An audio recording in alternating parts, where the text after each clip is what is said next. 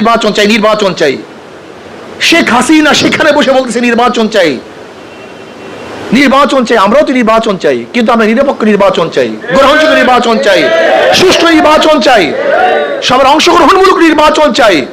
আমরা কোনো দখলদারি নির্বাচন চাই না। আর এই দখলদারি নির্বাচনকে বন্ধ করার জন্য প্রয়োজন হলো সংস্কার। আজকে প্রশাসন সংস্কার হয় নাই, এমনকি নির্বাচন কমিশনের উপরে যদি মানুষের সন্দেহ থাকে, প্রশ্নবিদ্ধ নির্বাচন কমিশনের মাধ্যমে গ্রহণযোগ্য নির্বাচন হতে পারে না।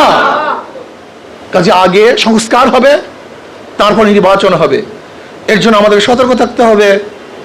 যদি দিল্লির মত অনুযায়ী কারা আন্দোলনের সূচনা করে, তাহলে বাংলাদেশের মানুষ একত্রিত হয়ে ওদের দাঁত ভাঙ্গা জবাব দেবে ইনশাআল্লাহ। এর উপরে তথ্যভিত্তিক দালাইলিক অনেক বক্তব্য ওলামায়ে কেরাম দিয়েছেন, ইতিমধ্যে আপনারা শ্রবণ করেছেন। নারীবাদী আন্দোলনের সূচনা কখন থেকে হয়েছিল দেখেন। 570 ঈসাই সালে নবী আলাইহিস সালাতু ওয়াস সালাম দুনিয়াতে আসছেন।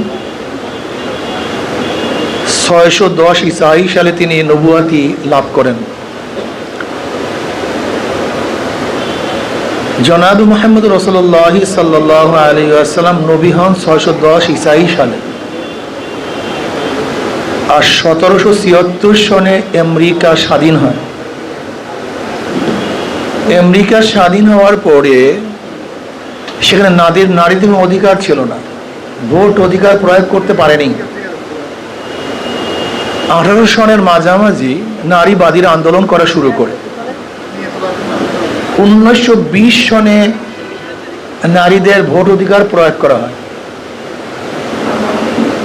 প্রায় 75 বছর 76 বছর পরে নারীরা ভোট দিতে পারে। যেখানে নারীদের অধিকার ছিল না, তখন নারীরা আন্দোলন করেছে, সংগ্রাম করেছে। আর মুসলমান ইসলাম তো নারীদেরকে প্রথম থেকেই অনেক বেশি অধিকার দিয়ে রাখছে, অগ্রাধিকার দিয়েছে। মুসলমানরা তো নারীদেরকে এত মর্যাদা সম্পূর্ণ করেছেন যা চিন্তা করতে পারবে না। সে সম্পর্কে আপনারা সবাই জানেন। বর্তমান নারীবাদীরা যদি সম অধিকার চায়, ন্যায্য অধিকার চায়, তাহলে তারা আবার সংরক্ষিত আসন চায় কেন? একদিকে বলবেন আমাদের অধিকার দেন, সম অধিকার, আবার বলবেন আমাদেরকে সংরক্ষিত আসন দেন। এটা সাংঘর্ষিক হয়ে যায় না? কথাটা বুঝাতে পারিনি। সমান অধিকার কিভাবে হবে? আপনিও লড়বেন, আমিও লড়বো, সমান্তরাল লড়বো। কিন্তু আমাকে যদি বলেন আমাকে স্পেস দিতে হবে, আমাকে এইটা দিতে হবে, আমাকে সেইটা দিবে, শর্ত জোড়ান, তার সম অধিকার হয়? এটা বিয়া খুব নাকি? তুমি সম অধিকার চাও, আবার সংরক্ষিত আসন চাও। তুমি সম অধিকার চাও, আবার এইটাই আমাকে দিতে হবে, সেটা দিতে হবে কেন? তুমি সম অধিকার চেয়েছ। ওদের প্রস্তাবনার মাধ্যমেই হাজারো সংঘর্ষ ওদের মধ্যে আসে। কিন্তু আমি বলতে চাই, আসলে নারী অধিকাররা যে প্রস্তাব দিয়েছে, এটা অধিকারের জন্য নয়, এই দেশকে ধ্বংস করার জন্য, এই সমাজকে ধ্বংস করার জন্য, পারিবারিক বন্ধনকে নিচ্ছিন্ন করার জন্য, মানুষের অস্তিত্বকে বিলুপ্ত করার জন্য। ধরে নেন ওরা ট্রান্সজেন্ডারের কথা বলেছে, ওরা সমকামীর কথা বলেছে, অল অফ ফরজান ইসলামবাদ, কোরআন হাদিসবাদ। কিছু সময়ের জন্য আমরা সবাই সমকামী হয়ে গেলাম ওদের কথা অনুযায়ী। ধরে নেন যেখানে পুরুষ এবং মহিলার বিবাহ বন্ধন থাকবে না, পুরুষ পুরুষ, মহিলা মহিলা, সমাজ চলতেছে। আচ্ছা বলেন তো, 100 বছর পরে এই দেশের অবস্থাটা কি হবে, দুনিয়ার অবস্থাটা কি হবে? বোম্বিং করার দরকার আছে, বুলেট মারার দরকার, যুদ্ধের কোনো প্রয়োজন আছে? 100 বছর পরে দেখবেন একজন লোক দুনিয়াতে নেই। তোমরা এমন প্রস্তাব করেছো যে প্রস্তাবটা সবাই গ্রহণ করলে 100 বছর পর দুনিয়াতে লাগবে না। এটা কোনো প্রস্তাব হতে পারে? বিবেকবান মানুষ এটাকে গ্রহণ করতে পারে? যেই আইনটা, যেই কাজটা করার জন্য ওরা কোটি কোটি মিলিয়ন ডলার ব্যয় করতেছে, এই কাজটা যদি আমরা শুরু করি, তাহলে আমরা কি দেখবো? 100 বছর পরে দুনিয়ার অস্তিত্ব বিলীন, নাই, সব শেষ। এই তোমাদের মেধা, এই তোমাদের জ্ঞান, এই জ্ঞান নিয়ে চলো। ওরা কি চায় ওরা নিজেরাও জানে না। কুকুরের একটা আইন আছে, শুয়ারের একটা আইন আছে, ওদের সেই আইনটাও নেই। ওরা কি স্লোগান দিচ্ছে? চেয়েছিলাম হিস্সা, হয়ে গেলাম বেশ্যা। ভাই তোমার হেচ্ছা চাওয়ার কারণে তোমাকে কেউ বেশ্যা বলে না, তুমি বেশ্যা হইছো বিধায় তোমাকে বেশ্যা বলা হয়েছে। তোমার স্লোগানের মধ্যে ডিস্টার্ব, তোমার স্লোগানও ঠিক নেই, তুমি তো হও নাই, আগেই ছিলা। ইচ্ছা চাওয়ার কারণে তোমাকে কেউ বেশ্যা বলে নাই, তুমি বেশ্যাভিত্তিক কাজ করার কারণে তুমি বেশ্যা হয়েছো, আর সেটাকে নিজে জাহির করতেছে। এই স্লোগান বাংলাদেশের বুকে হবে আমরা চিন্তাও করতে পারিনি, ভাবতেও পারিনি। এই স্লোগান, এই পোশাক, এই সংস্কৃতি, এই কৃষ্টি কালচার, এই ব্যানার আমাদের বাংলাদেশের মানুষের মধ্যে প্রচারিত হবে, প্রতিষ্ঠিত হবে, এই নিয়ে আন্দোলন করবে, আমরা চিন্তা করতে পারিনি। আমাদের হযরত তো বলছে ইসলাম এবং কোরআন ও হাদিসের সাথে তো সাংঘর্ষিক কথা। আসলে কোরআন ও হাদিসের সাথে সাংঘর্ষিক নয়, গোটা ধর্মের সাথে তাদের বক্তব্য সাংঘর্ষিক। কোন ধর্মের সাথে তাদের কথার মিল নেই, ধর্ম বাদ না, সমাজের সাথে তাদের কথার মিল নেই।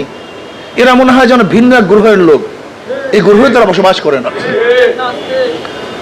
এরা নাস্তিকও না ভাই, এটা কি যে বলতেছে, কি বলতে চায়, কি যে চায় আমি তাও বুঝি না। পাগলের মতো, পাগলের যেরকম যেই সময় যা মনে চায় তাই বক্তব্য। এদের নিজেদের বক্তব্যের মধ্যে আপনি বিশ্বাস করবেন না, কত সাংঘর্ষিক কথা আপনি চিন্তা করতে পারবেন না। আসল মূল ব্যাপারটা কি? আসল মূল ব্যাপার এখানে না, আসল কথায় আসেন। যে হযরত ইঙ্গিত দিয়েছেন, ভারত কোন অবস্থাতে ইউনূস সরকারকে সহ্য করতে পারছে না।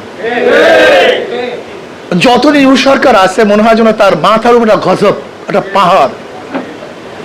সে চাইতেছে যে কোনো মুহূর্তে ইউনূস সরকারকে সরাতে, কিন্তু সরাবে কিভাবে?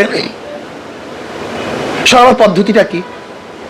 দারুণ চমৎকার এক সমাজ সরাবার পদ্ধতি। সেই সরাবার পদ্ধতির মধ্যে নিয়ে আসছে এই নারীবাড়ি আন্দোলন, এই এনজিওদের সাথে কানেকশন ক্যালকাটার সাথে। আমি আগেই বলেছি, আপনারা শুনেছেন, আমি বাইতুল মোকাররমের বক্তব্য বলেছি, এই এনজিওদের সাথে সম্পর্ক হলো ক্যালকাটার সাথে। এদের সাথে আমাদের দেশের কোনো সম্পর্ক নেই, এদের সাথে সম্পর্ক দিল্লির সাথে। দিল্লির সাথে, দিল্লির কথা তারা কথা বলে। দিল্লিতে যদি বৃষ্টি পড়ে তাহলে এখানে তারা ছাতি ধরে, সেই গোষ্ঠী এই গোষ্ঠী।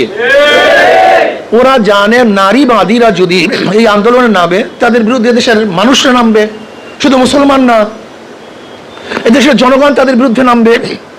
আর যখন জনগণ নেমে পড়বে কোন ইউনূস সরকার এক সেকেন্ডও থাকতে পারবে না।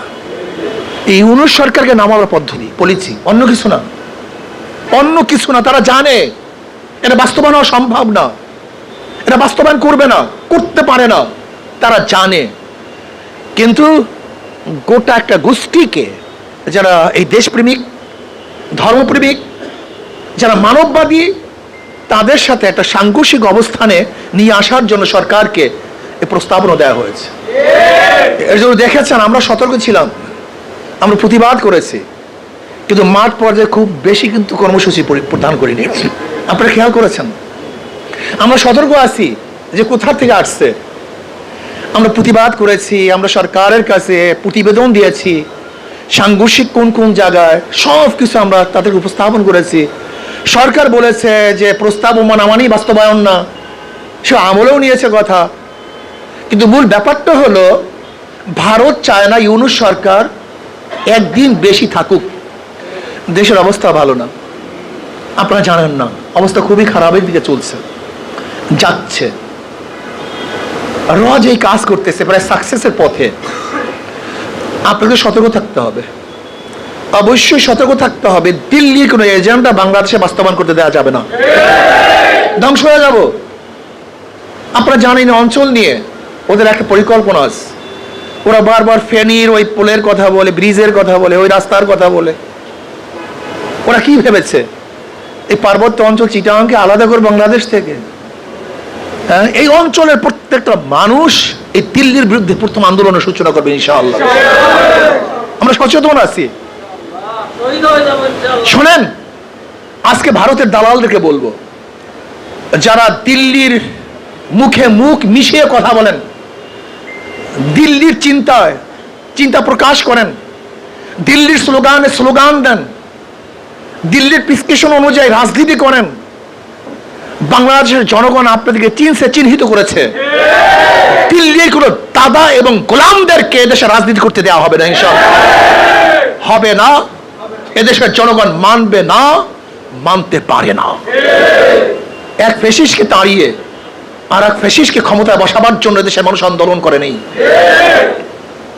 এক ডাকাত, চোর, লুচ্চা, গুন্ডা, বদমাশ এবং এক চাঁদাবাজকে ছড়িয়ে আর এক চাঁদাবাজকে ক্ষমতায় বসাবার জন্য জীবনের মায়া ত্যাগ করে রাস্তায় ঝাঁপিয়ে পড়ি নেই। রাস্তায় ঝাঁপিয়ে পড়েছিলাম এই মানুষের মুক্তির জন্য, এই মানুষকে আজাদ করার জন্য, স্বাধীন করার জন্য, তাদের অধিকারকে বাস্তবায়ন করার জন্য। আজকে যারা সংস্কারের বাহিরে শুধু নির্বাচনের স্লোগান কে দেয়, দেখেন ভারতের প্রত্যেকটা পত্রিকা, দেখেন মোদী সরকারের আলোচনা, ভারতের প্রত্যেকটা নিউজ শুধু নির্বাচন চাই, নির্বাচন চাই। শেখ হাসিনা সেখানে বসে বলতেছে নির্বাচন চাই, নির্বাচন চাই। আমরাও তো নির্বাচন চাই, কিন্তু আমরা নিরপেক্ষ নির্বাচন চাই, গ্রহণযোগ্য নির্বাচন চাই, সুষ্ঠু নির্বাচন চাই, সবার অংশগ্রহণমূলক নির্বাচন চাই। আমরা কোনো দখলদারি নির্বাচন চাই না। আর এই দখলদারি নির্বাচনকে বন্ধ করার জন্য প্রয়োজন হলো সংস্কার। আজকে প্রশাসন সংস্কার হয় নাই, এমনকি নির্বাচন কমিশনের উপরে যদি মানুষের সন্দেহ থাকে, প্রশ্নবিদ্ধ নির্বাচন কমিশনের মাধ্যমে গ্রহণযোগ্য নির্বাচন হতে পারে না। কাজে আগে সংস্কার হবে, তারপর নির্বাচন হবে। এর জন্য আমাদের সতর্ক থাকতে হবে। যদি দিল্লির মত অনুযায়ী কারা আন্দোলনের সূচনা করে, তাহলে বাংলাদেশের মানুষ একত্রিত হয়ে ওদের দাঁত ভাঙ্গা জবাব দেবে ইনশাআল্লাহ। লড়াই হবে রাজপথে, আন্দোলন হবে রাজপথে। রাজপথ ছাড়ি নেই, ইনশাআল্লাহ ছাড়বো না। ইসলামী আন্দোলন বাংলাদেশ সবসময় ন্যায়ের পথে দাঁড়াচ্ছে, থাকবে ইনশাআল্লাহ। আল্লাহ আমাকে এবং আমাদের সবাইকে ইসলাম, দেশ এবং মানবতার কল্যাণে কাজ করার তৌফিক দান করেন। আল্লাহুম্মা আমিন। রব্বানা